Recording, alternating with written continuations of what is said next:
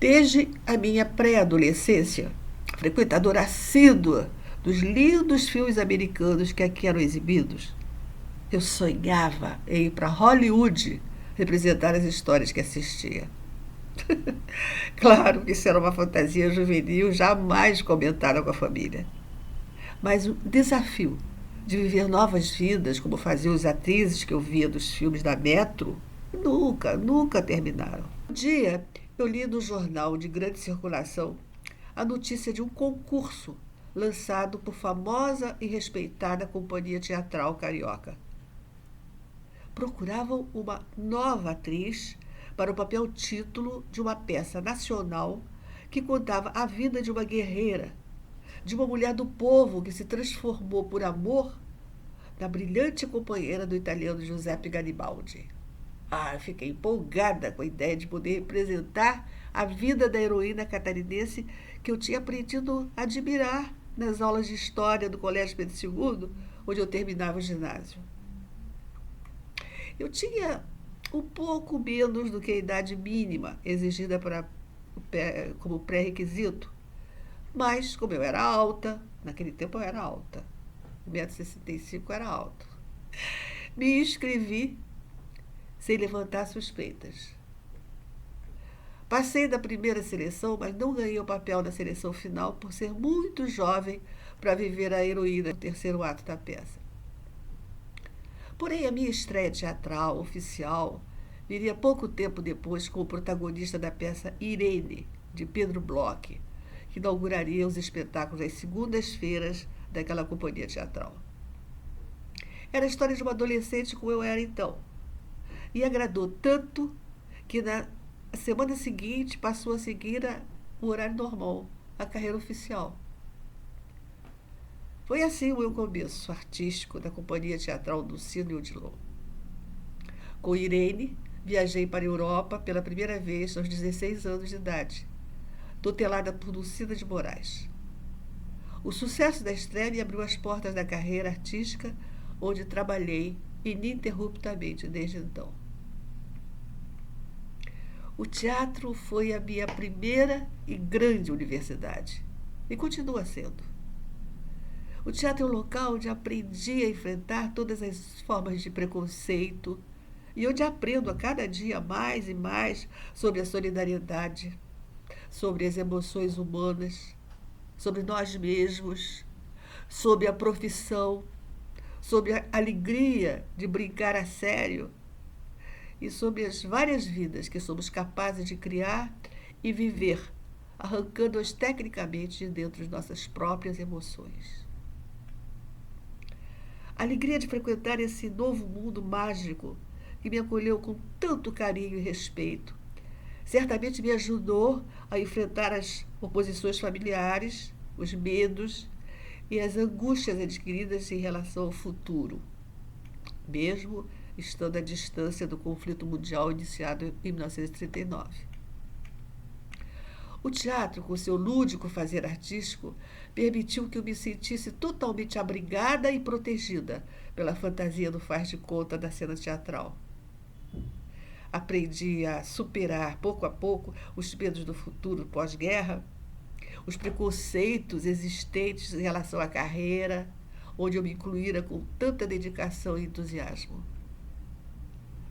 Aos poucos, fui percebendo o poder da criação artística, o poder do riso, da gargalhada gostosa que irrompe da plateia quando o que é dito é surpreendentemente inesperado, natural e verdadeiro. Fui compreendendo o valor social do teatro, o significado das lágrimas como parte importante da aventura humana e o poder das grandes gargalhadas que explodem diante de situações inesperadas que revelam até mesmo valores sociais que a censura moral daquele momento pretendia esconder. De uma certa forma, fui percebendo que o teatro dá voz ao que está oculto das relações humanas. O teatro muitas vezes revela de forma lúdica a necessidade de se repensar nosso forte desejo de mudança. O teatro, através da representação artística, É uma poderosa força de transformação social e educacional ao longo do tempo. Fazer teatro é viver um sonho, é comungar uma ilusão consentida entre o ator e a plateia. Durante muitos anos, o figurino das atrizes e dos atores era uma obrigação que cada ator deveria ter. As companhias teatrais e mais tarde as estações de TV somente eram responsáveis pelos figurinos de época. Todos alugavam o que fosse necessário numa casa especializada chamada Mundo Teatral. A TV Globo foi a primeira estação a fornecer os figurinos usados por atores e atrizes nos espetáculos televisionados. Para poder enfrentar as despesas extras de cada novo espetáculo, corremos atrás de outras possibilidades artísticas. E o radioteatro foi uma dessas possibilidades, assim como foi a dublagem dos filmes estrangeiros e a aventura televisiva, iniciada no Rio de Janeiro em 1951. O cinema engatinhava, mas além de ter sido nosso primeiro foco de admiração e interesse artístico, nos ofereceu o aprendizado dessa nova linguagem, muito mais calma do que a TV, e a possibilidade de algum reforço financeiro. Éramos profissionais, exercendo com alegria nosso ofício, mas não foi fácil. Batalhamos muito para sobreviver. No início da minha vida artística, eu falo dos anos 49, final de 49, 51, indiscutivelmente a Cinelândia e seu entorno eram o polo cultural do Rio de Janeiro. A qualquer hora do dia e da noite, em especial à noite, aquele pedaço festivo das artes brasileiras era frequentado pela nata social e intelectual da cidade. Ir ao teatro era um elegante motivo para sairmos, sermos vistos e, quem sabe, até encontrarmos velhos conhecidos. Havia público para as 9 sessões que as companhias teatrais realizavam semanalmente. Era na Cinelândia adjacências que ficavam as grandes companhias de teatro de comédia e os elegantíssimos cinemas do centro da cidade. Na Praça Floriano havia o Teatro Glória, onde se exibia a companhia Jaime Costa, com a linda e talentosa Heloísa Helena como primeira atriz. Na elegantíssima rua Alcino Guanabara da época, ficava o Teatro Regina, mais tarde chamado Teatro Dulcina, que a companhia Dulcina e Odilon comprou. Na rua Álvaro Alvim estava o Teatro Rival, onde se apresentava a companhia Alda Garrido e posteriormente a companhia da atriz Emê. Na rua Senador Dantas ficava o Teatro Serrador, com a companhia Eva Todor. De frente para a Praça Floriano, erguia-se o nosso belíssimo e imponente Teatro Municipal do Rio de Janeiro. No sentido oposto, o Cine Odeon, que também está lá até hoje. A Cinelândia tem como entorno o passeio público de um lado e a Rua do Passeio do outro. Na Rua do Passeio havia o Magazine Mesbla, uma surtida loja de departamentos de vários andares, com um grande relógio na torre do edifício, marcando com precisão, até hoje, as horas da cidade. O Mesbla possui um requintado restaurante e um belo teatro no último andar do prédio. Na mesma rua ficavam os cinemas Palácio, Metro Passeio, o Cine Pathé, cujo projeto e construção foi realizado pelo arquiteto Ferruccio Brasini, meu sogro anos depois. A Escola de Música e o Automóvel Clube. Um pouco afastado da Cinelândia e em frente ao conhecido espaço chamado Galeria Cruzeiro, havia um luxuoso Palace Hotel, que possuía como complemento cultural o lindíssimo Teatro Fênix, na Rua Almirante Barroso, chamado até 1922 de Rua Barão de São Gonçalo. Aliás, até 1912, a Avenida Rio Branco era chamada de Avenida Central. No palco do Teatro Fênix se apresentaram grandes companhias teatrais, entre elas a das atrizes Bibi Ferreira, Henriette Morinot, Itália Fausta, com o jovem casal de atores Maria Della Costa e Sandro Polonio, Os Artistas do Povo, em 48, companhia teatral dirigida por Mário Brazini, e da qual faziam parte os atores Wanda Lacerda, Milton Carneiro, Maria Luísa, Alberto Pérez e Iris Delmar. Foi no Teatro Fênix que o embaixador Pascoal Carlos Magno estreou o seu Teatro do Estudante do Brasil, montando 2 espetáculos do brilhante escritor inglês William Shakespeare, Romeu e Julieta, com Maria Fernanda e depois com Sônia Oiticica, como Julieta, e Paulo Porto e depois Narto Lanza como Romeu, sob a direção de Itália Fausta. A seguir, o Teatro do Estudante do Brasil encenou Hamlet com o jovem Sérgio Cardoso no papel título. O Teatro do Estudante marcou época e deixou uma safra de atores que enriqueceram a cultura nacional. Além do Fênix, havia nas proximidades da Cinelândia o Teatro Ginástico. Esse grande teatro, que pertence ao Clube Ginástico Português, muitas vezes cedeu seu belo palco, nas décadas de 40 e 50, para que ali se apresentassem, nos finais de semana, produções escolares e universitárias. No Largo da Carioca, havia o único ponto dos bondes do centro da cidade, que seguia para a Zona Sul. Como o teto do espaço, onde o público ficava aguardando a chegada do transporte, era coberto por uma grande laje que os protegeria do mau tempo, o local foi apelidado de Tabuleiro da Baiana. Era por dentro da Galeria Cruzeiro que passava a linha de bondes que seguia para o Jardim Botânico e que pertencia à Companhia Ferrocarril. Naquele local, onde os passageiros aguardavam a chegada do transporte, havia movimentado ponto de encontro frequentado por intelectuais, jornalistas, artistas e pelo público em geral. Na Galeria Cruzeiro havia mini livrarias, banca de jornais, cafés da época, caldo de cana, pastéis e singelos quitutes da grande aceitação popular na época.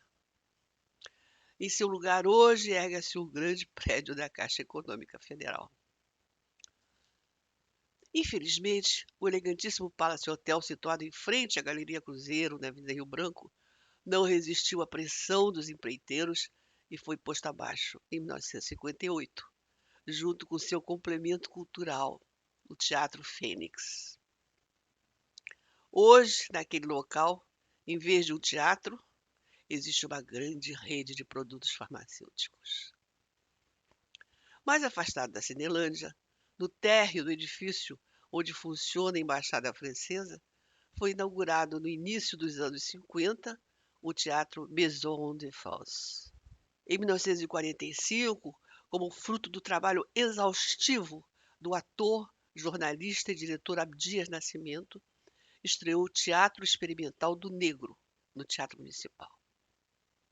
O impacto da abordagem social sobre a questão negra, aliada à mudança da capital da República para Brasília em 60, o golpe militar de 64 e a forte reação negativa e preconceituosa do público não negro, praticamente obrigou o Teatro Experimental do Negro a encerrar suas atividades em 1968. Na Praça Tiradentes ficavam os teatros mais populares, mais alegres e mais acessíveis ao bolso do trabalhador. Nos teatros da Praça Tiradentes eram encenadas antigas operetas e singelos espetáculos de variedades. Houve tempo em que a Praça Tiradentes era o local onde os atores e os músicos desempregados se reuniam à espera de algum convite para trabalhar. Era o ponto de encontro para trabalhar.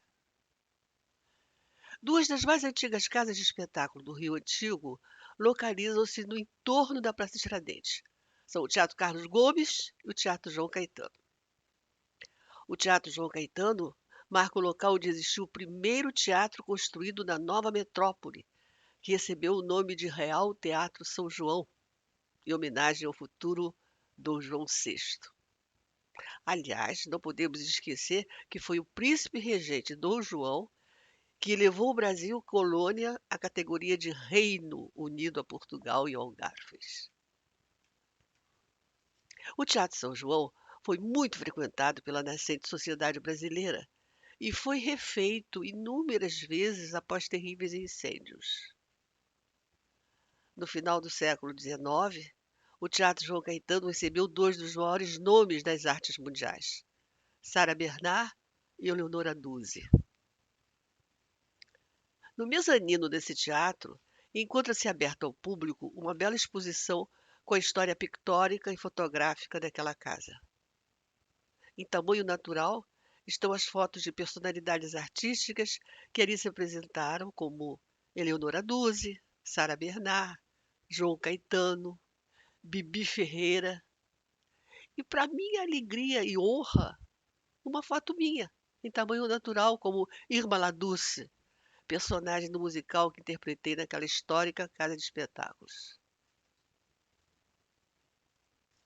Do outro lado da praça, mais ou menos em frente ao João Caetano, havia o elegante Cine Teatro São José, onde, anos depois, aconteceu o disputado concurso dos mais belos travestis e os concorridíssimos bailes gay no carnaval. Mais adiante, na esquina da Praça Tiradentes, com uma pequena rua sem saída, na época chamada Rua Dom Pedro, ficavam mais dois teatros, o Carlos Gomes e o Teatro Recreio. O Carlos Gomes continua na mesma esquina até hoje, e no final dessa pequena rua, na época sem saída, ficava o Teatro Recreio. Durante anos, o Teatro Recreio, administrado pelo pai e pelo irmão mais velho de Walter Pinto, somente apresentava ao público operetas e incipientes revistas brasileiras.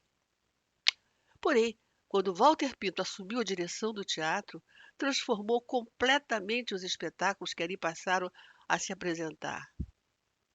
Walter Pinto, a partir dos anos 40 e 50, produziu luxuosíssimos musicais que, dizem, se assemelhavam aos melhores musicais realizados na Europa.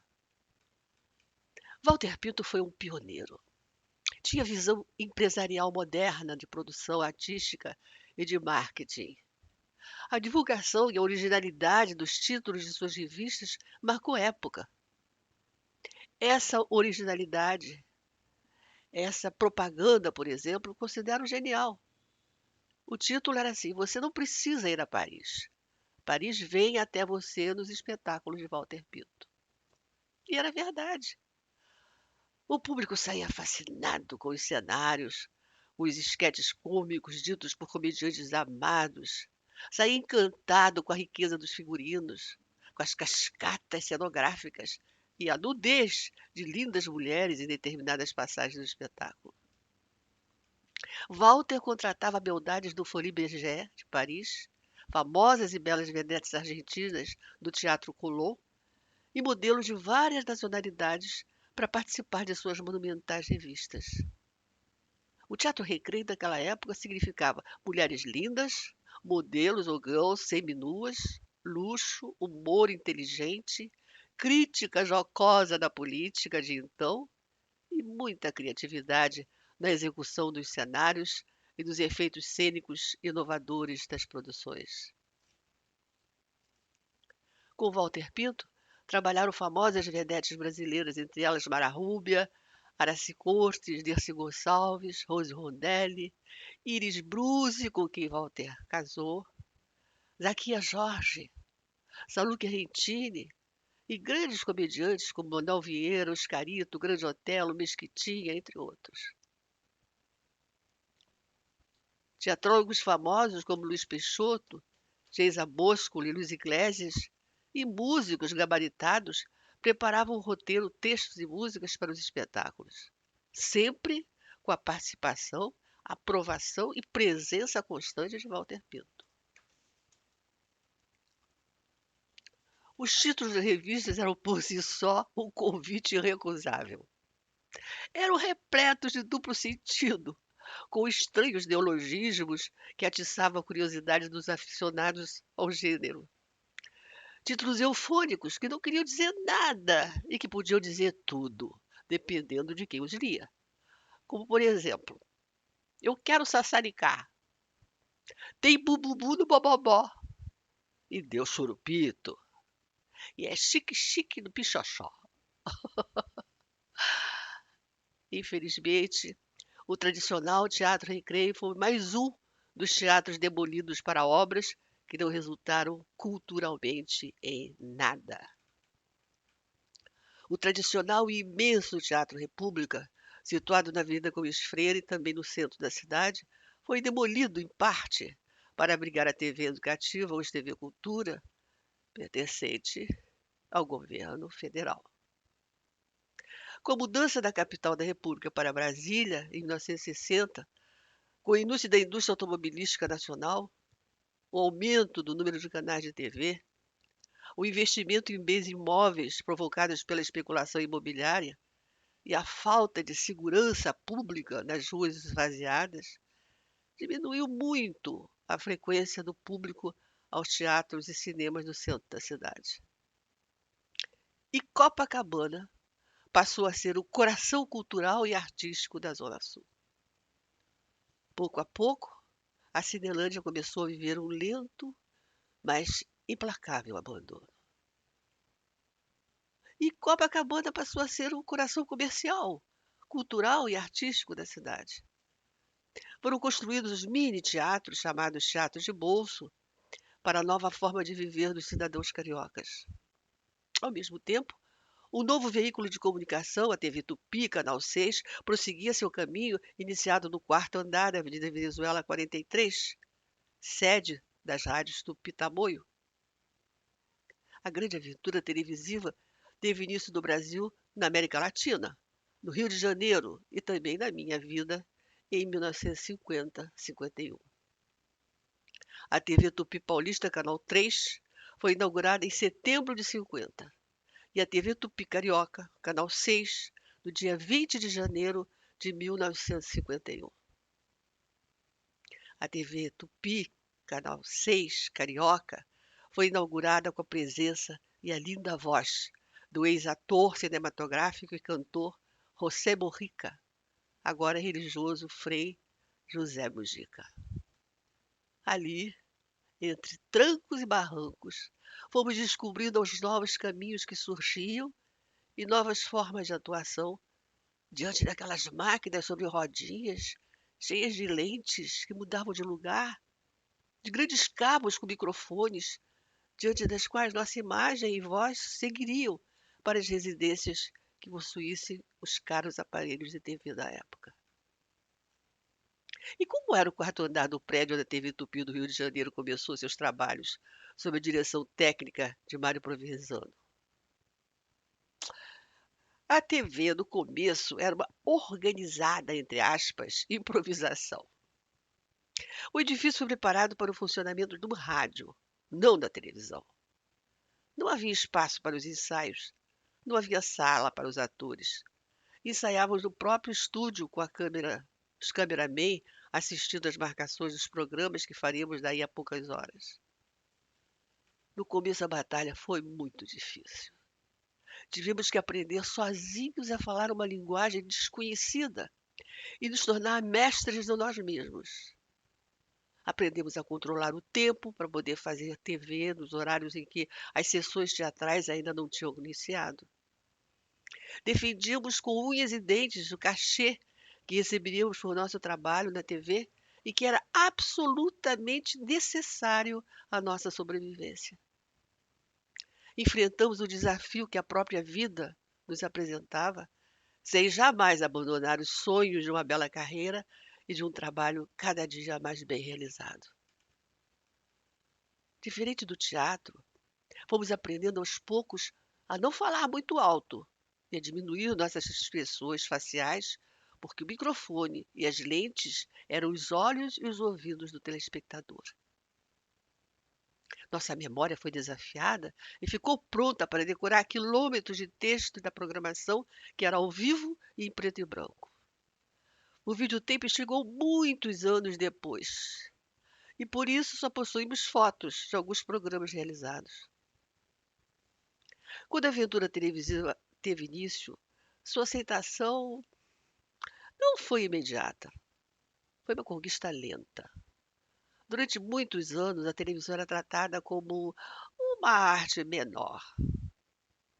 Porém, com o surgimento de novas emissoras, TV Rio, TV Continental, TV Excelsior, com a audiência e os salários aumentando dia a dia, muitos desses conceitos foram se alterando pouco a pouco. Com o correr do tempo, a classe artística passou a ser vista com bons olhos, e o trabalho teatral e televisivo recebeu as bênçãos e a aprovação familiar. E isso propiciou a diminuição do preconceito e a proliferação de cursos de teatro. Surgiram assim muito bem preparados, novos, interessantes atores. E o espaço cultural foi se ampliando. Antes da TV virar sucesso, o rádio era a grande mídia popular. Os cantores e cantoras estavam no auge de suas carreiras e as novelas de rádio, interpretadas por excelentes atores de vozes encantadoras, eram a coqueluche brasileira. Os radioatores das novelas transmitidas pelas rádios Tupi e Nacional do Rio de Janeiro eram alvo de uma fanática adoração. As vozes de dois radioatores chamados Paulo eram as preferidas das noveleiras da época. Uma era do ator de teatro e galã da Rádio Tupi, chamado Paulo Porto, o Romeu da tragédia encenada pelo Teatro Estudante no Brasil, e que brilhou também no cinema nacional.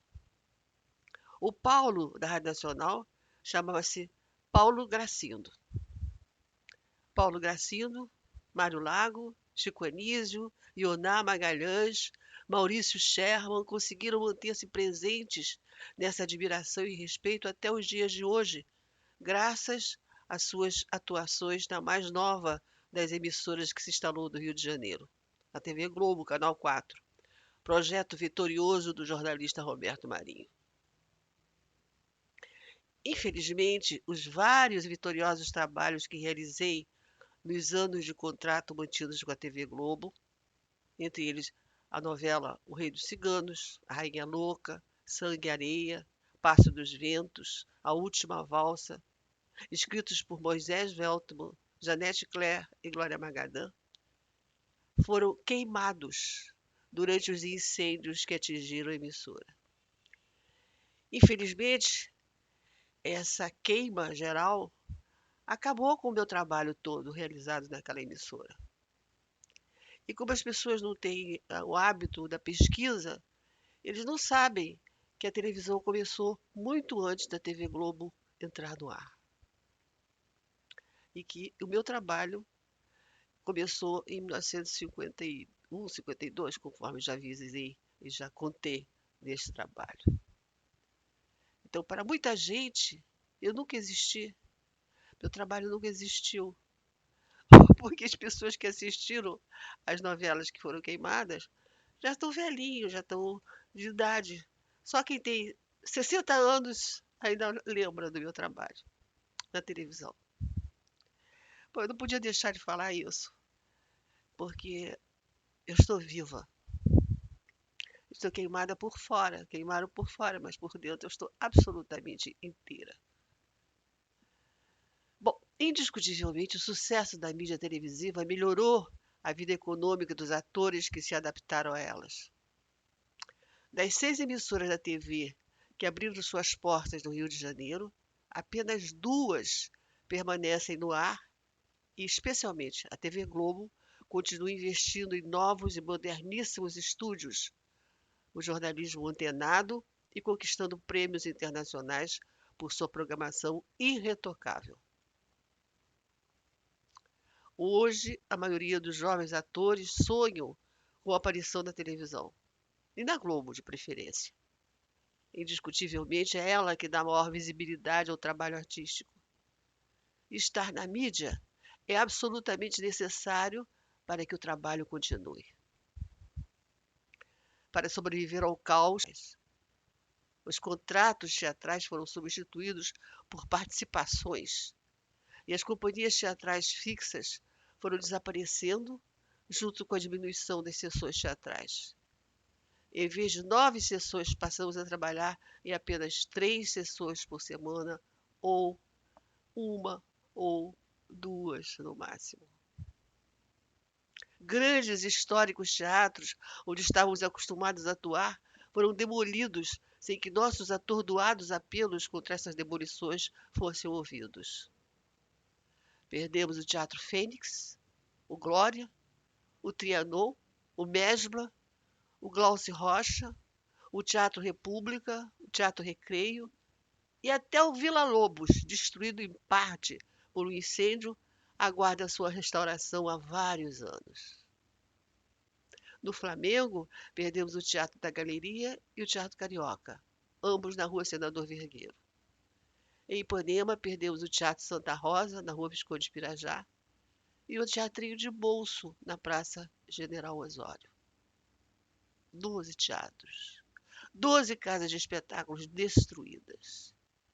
E centenas de profissionais, cenógrafos, contrarregras, iluminadores, sonoplastas, maquinistas, figurinistas, costureiras, alfaiates, bilheteiras e muitos outros necessários esporadicamente, suporte técnico inquestionável e imprescindível ao que é apresentado ao público presente, sem o direito e a possibilidade de exercer seu ofício.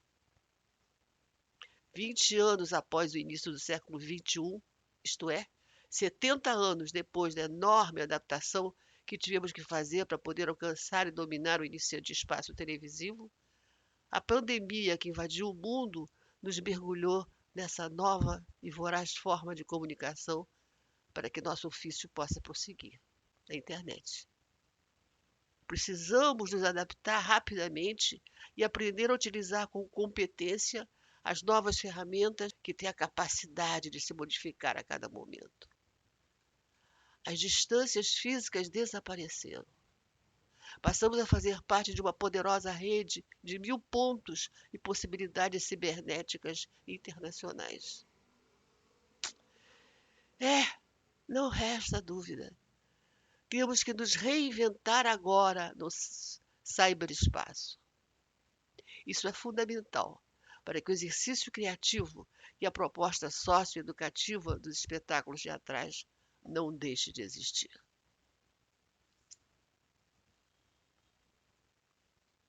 Com muito orgulho, gosto de afirmar que comecei minha carreira artística no mesmo ano em que a televisão foi instalada no Brasil e no Rio de Janeiro. Gosto de dizer com certo orgulho que faço parte da gente do teatro de comédia, da gente do rádio, da do teatro de revista, e que somos os pioneiros que construíram os alicerces da televisão brasileira. Acompanhamos e construímos a história desse veículo novo e totalmente desconhecido na época. Participamos de todas as fases do desenvolvimento da TV, desde as transmissões ao vivo, em estúdios improvisados e quentíssimos, até o advento do videotape e do HD, High Definition. Com a velocidade da tecnologia e da informática, e é a nossa intenção vivermos lúcidos por muito tempo, quem sabe chegaremos a participar da implantação das transmissões televisivas em 3D. O famoso cronista Sérgio Porto, que se assinava Stanislau Ponte Preta, chamava a televisão de máquina de fazer doido. Imagino o que diria hoje, diante da internet e do cyberespaço. É injusto que não nos lembremos dos atores e atrizes oriundos do radioteatro, do teatro de revista, do teatro de comédia, que nos brindaram durante anos com seu talento, dedicação, solidariedade e carisma, com quem tanto aprendi no meu início televisivo.